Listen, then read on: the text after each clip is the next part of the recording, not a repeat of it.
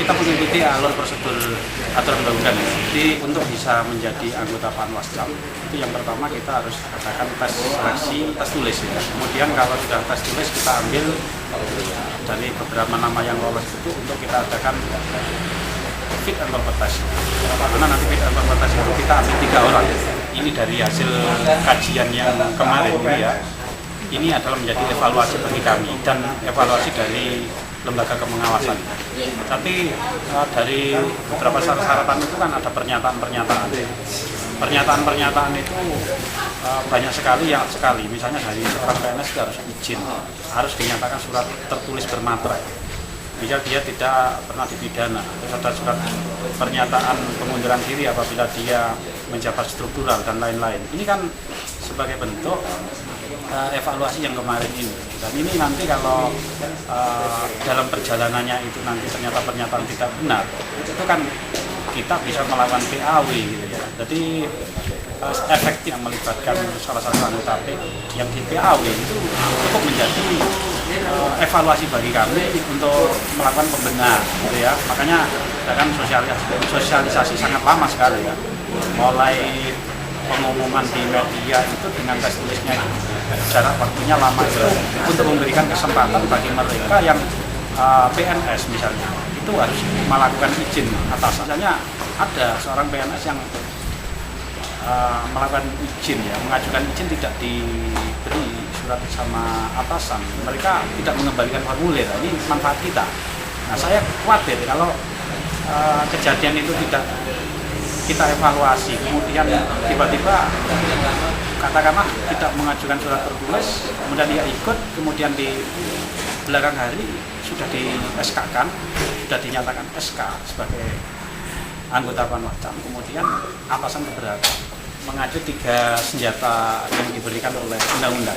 Yang pertama adalah pelanggaran kode etik ada, kemudian pelanggaran administrasi, lebih mengarah ke keperdataan, kemudian pelanggaran pidana, yang mana masing-masing tersebut mempunyai kualifikasi kriteria yang berbeda. Misalnya pelanggaran administrasi ini adalah pelanggaran yang tidak mengandung unsur pidana yang kita sampaikan kepada Komisi Pemilihan Umum, dan yang melakukan eksekusi itu adalah Komisi Pemilihan Umum. Sedangkan Panwas ini adalah mengawasi apakah peraturan tersebut dijalankan apa tidak. Kemudian terkait dengan pelanggaran pidana, nah kita harus mengkualifikasikan unsur-unsur dari perbuatan pidana tersebut. Apabila mereka melakukan suatu pidana, Panwas melakukan kajian bisa meneruskan dan tidak meneruskan.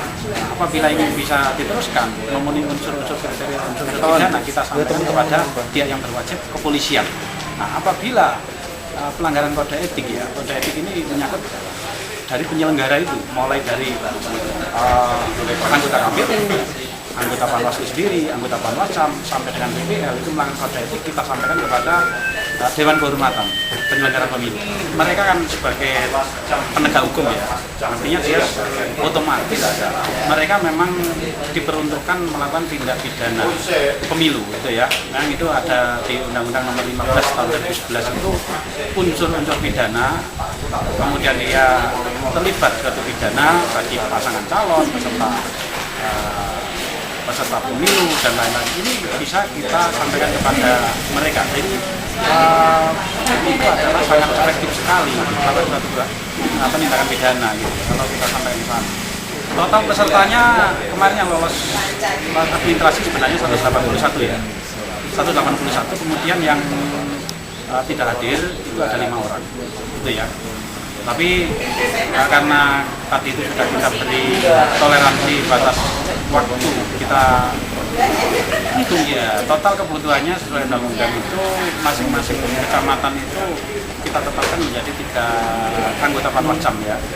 Kemudian nanti di desa itu kita butuhkan panitia pengawas tingkat desa PPRT 1 orang. Berarti totalnya nanti 57 anggota Panwascam dan 271 anggota panitia pengawas lapangan ditambah 3 anggota panitia pengawas kabupaten. Undang-Undang Nomor 15 Tahun 2011 itu maksimal itu 5 orang ya, maksimal 5 orang, minimal 1 orang.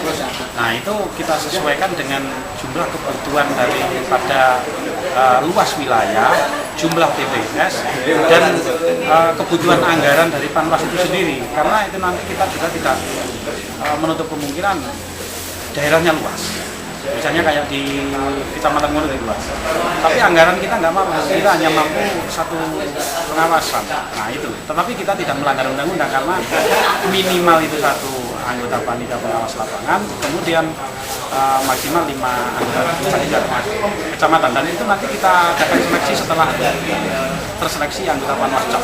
Untuk kan anggota panitia pengawas itu yang benar-benar mampu mengawasi proses pengawasan pilkada secara utuh. Artinya selain dia harus memenuhi persyaratan administrasi yang diberikan Undang-Undang Nomor 15 Tahun 2011, kemudian mereka harus mempunyai kriteria-kriteria, diantaranya adalah keberanian.